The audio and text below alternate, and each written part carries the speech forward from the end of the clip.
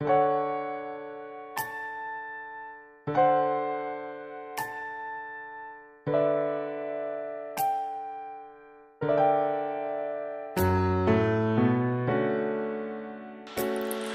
in the 1920s consists of the ideal American dream and identity of the American people. Art during the Roaring Twenties captured joyful and jaunting atmospheres of the people, often displayed dancing, singing, or playing music. Many artists portrayed their disappearing views on the younger generation by mocking the 20s fast lifestyle and money. Art Deco was characterized by the use of different materials, such as aluminum and steel, with a zigzag pattern. Proactive art was represented to show the upcoming age of women's freedom and carefree mindset.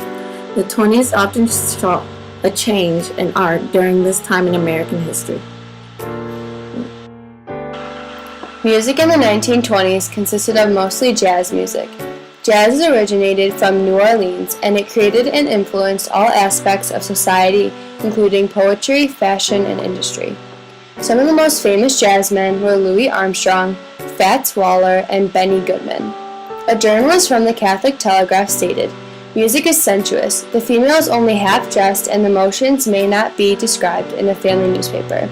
Suffice it to say that there are certain houses appropriate for such dances, but these houses have been closed by law." This quote really explains what life was like in the 1920s through a Catholic perspective. In The Great Gatsby, there are several examples of music and dance mentioned. The song Ain't We Got Fun by Van and Schneck and The Love Nest by John Steele is mentioned on pages 94 and 95, while Gatsby and Daisy are dancing in Gatsby's house. Another example of music portrayed was when the orchestras were playing at Gatsby's party. The orchestra is playing yellow cocktail music, and the opera of voices pitches a key higher. This quote explains what type of music was being played at parties throughout this era. Dance in the 1920s was very popular, and there were many dance halls where people could have fun dancing and socializing. Also, flapper girls were extremely popular during this era, and they did dances like the Charleston and tango. In the novel, Nick states, "There are wanderers, confident girls who wave here and there among the stouter and more stable, become sharp, joyous movement, the center of a group, and then glide on through." The 1920s saw the arrival of talkies rather than the previous silent film, the first of which was The Jazz Singer by Al Jolson. Whites would paint themselves black to become that character. The Great Gatsby served as a zeitgeist of American literature in the 1920s. It mentioned popular magazines and books of the United States, such as Hopalong Cassidy, mentioned on page 173, The Town Tattle that Daisy buys at a newsstand on page 27, Simon Called Peter, a religious book, also named on page 27, The Rising Tide of Color Against White Supremacy, on which Tom says, "Civilization's going to pieces.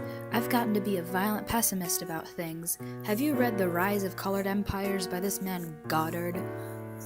And finally, the Stoddard Lecture specifies by Owl Eyes in Gatsby's library on page 46.